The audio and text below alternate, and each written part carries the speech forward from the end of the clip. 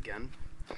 I'm making this video because this is the continuation of the Gospel of Matthew uh, talk or series that I'm doing. We're still on chapter 1 of Matthew, and we don't seem to be getting out of it very fast here, but that's because there are a lot of questions to be asked that are in this chapter alone. I'm referring to the Gospel of Matthew, chapter 1, verse 23, which says, "Behold, the virgin shall conceive and bear a son, and they shall call his name Emmanuel," which means God with us. Now, I focused on this in another video of mine called Proving Jesus the Jewish Messiah, Part 1. And so, in a way, this is sort of like being a dead horse, and I'll admit that. However, this has to be discussed in this series because this is the next logical place in the New Testament that we need to focus on. Now, this verse has several things to be asked about. For an example, the way it's worded. Now, the Greek New Testament, or at least the Christian Bible, the Christian New Testament, excuse me, relies heavily on the Greek manuscripts of Matthew, and it is obvious that Matthew relied on the Greek Septuagint. Now, we can come to these conclusions because of the way that this verse is worded. Because of the fact that Matthew uses the words virgin and they will name him Emmanuel, shows that he was using a Greek Septuagint. But this is interesting because, according to Christian history, Matthew wrote his gospel in Hebrew. And if he wrote his gospel in Hebrew, he most likely would have worded this passage the way it is found in the Jewish Tanakh. Now, the Jewish Tanakh renders this verse, if we were to translate into English, as follows. Let's see here. Behold. Let's see. "Surely my Lord will give you a sign of his own accord. Look, the young woman is with child and about to give birth to a son. Let her name him Emmanuel," which means God with us is God, or God with us. Now, what's interesting to note is in the Greek, or at least in the Gospel of Matthew, Matthew is, of course, in the context of his gospel, is implying that this is the virgin birth of Jesus Christ. And therefore, this is directly relating to Jesus. But in the context of Isaiah chapter 7, Isaiah is speaking to King Ahaz, who is worried about the impending invasions of the countries of Assyria and let's see, in Samaria. Now, we know this because if we read this whole thing in the context, chapter 7 verse 10 reads, "The Lord spoke further to Ahaz, ask for a sign from the Lord your God anywhere down to Shiloh or up to the sky." But Ahaz replied, "I will not ask, and I will not test the Lord." This is Isaiah speaking. Verse 13, "Listen, house of David," Isaiah retorted, "is it not enough for you to treat men as helpless that you also treat my God as helpless? Assuredly, my Lord will give you a sign of his own accord. Look, the young woman is with child and about to give birth to a son. Let her name him Emmanuel. By the time he learns to reject the bad and choose the good, people will be feeding on curds and honey. For before the lad knows to reject the bad and choose the good, the ground whose two kings you dread shall be abandoned. The Lord will cause to come upon you and your people and your ancestral house such days as never have come since Ephraim turned away from Judah, that self-same king of Assyria." So in the context, we are seeing that this is referring to an immediate event that would occur in King Ahaz's time. We know this from just the language that that we're reading here. This is not talking about a future Messiah. At least we cannot see this from the text. Now, the word anointed one, Mashiach or Messiah, is not used in this passage. The only name that is given is Emmanuel.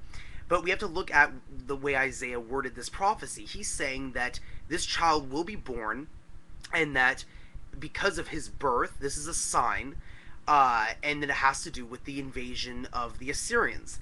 Now, if you look at Matthew's gospel again, you'll see that there is another couple words that are different and are definitely of interesting to note. It says also that in the verse that's found in Matthew, "Behold, the virgin shall conceive and bear a son, and they shall call his name Emmanuel."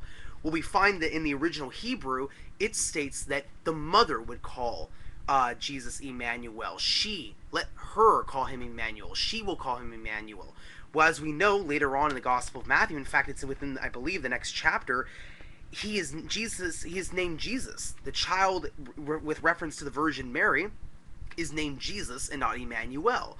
So even if we look at the original Hebrew prophecy of this verse, Jesus was never called Emmanuel by anyone in the Gospels. Never in his life was he called Emmanuel. So it poses the question, is this prophecy really, if this is a messianic prophecy, is it fulfilled in Jesus Christ?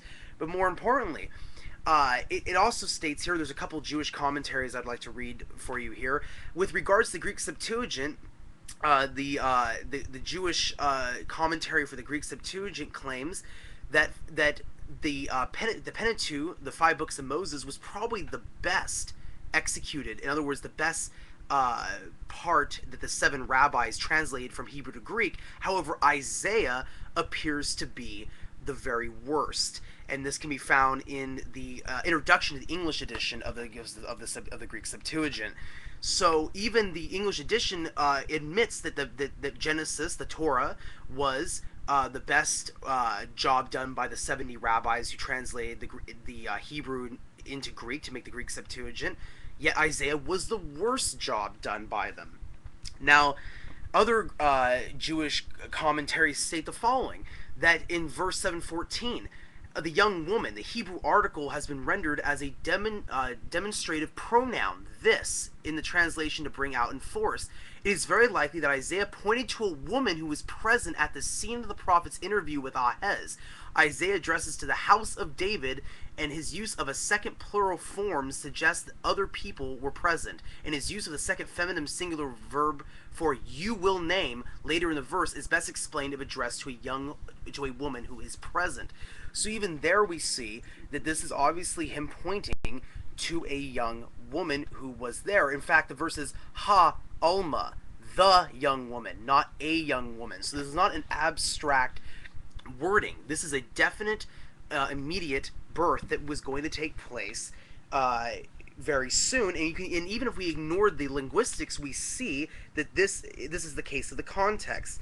Now, going to chapter 8, once again another child is mentioned, but this time, even in the context, this is where Jews will have the opinion of this is either one child or two children, because it mentions a second child, Mahar-shalal-hash-baz, and then Isaiah says he basically had intercourse with the prophetess, and she conceived and bore a son, and they named him Mahar-shalal-hash-baz. But later on, chapter 8, verse 5, or verse 8, excuse me, is talking about the lands that are owned or belong to this person named Emmanuel. So once again, Emmanuel is mentioned in the context of the Assyrian invasion, verses 6 through 9, or excuse me, 6 through 10. And so therefore we see Emmanuel mentioned a second time, but in this reference it's saying your kingdom that's spread out, your wings that are spread out over your kingdom, O Emmanuel. So Emmanuel is even referenced again in the context of this land being belonging to him at the time that the Assyrians were invading. And I'll have to get my other sources as well, but at my college library, every Webster's Bible Dictionary, when you look up the name Emmanuel, and other history of Israel, and another book that had to do with the Jewish prophets, these are written by Christian scholars or Christian authors, and their commentary does suggest that this has basically not a messianic prophecy. This is not a messianic prophecy, but that this has to do with a child who was born at the time of the Assyrians, and this can be clearly seen, at least this is what the argument says, clearly seen in the context of these passages, because the Messiah is not mentioned. They admit that if Matthew had never put this verse out of context in his gospel, Christians would not be using this verse at all. They would look right over it and would not consider it messianic, because the Jews do not consider this a messianic prophecy. So that is the argument for this particular passage. Please post your comments, post your opinions, and thank you for watching. Peace be with you all.